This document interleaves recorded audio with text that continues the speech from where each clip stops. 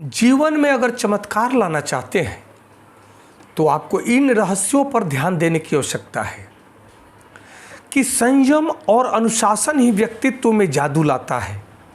साधारण जीवन जीना एक अलग बात है, परंतु समाज में सम्मान और प्रतिष्ठा प्राप्त करना एकमात्र आत्मनियंत्रण के द्वारा ही संभव होता है। इस सफलता के लिए कोई भी छोटा रास्ता यानी शॉर्टकट नहीं अपनाया जा सकता।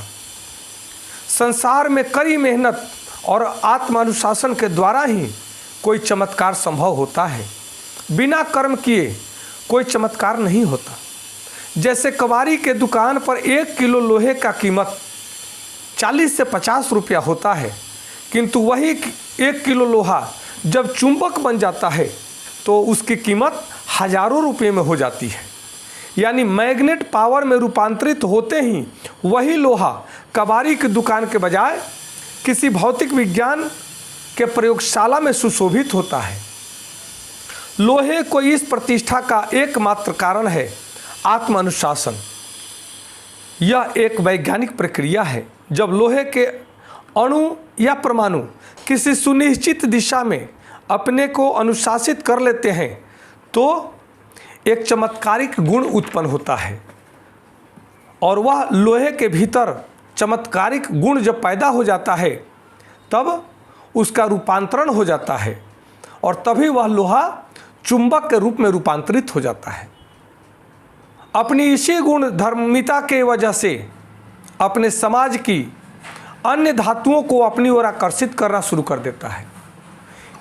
लोहा में जब चुंबक मैग्नेट उत्पन्न हो जाता है तब वही लोहा अपने स्वजातियों को लोहे को अपनी ओर आकर्षित करता है, खींचने लगता है।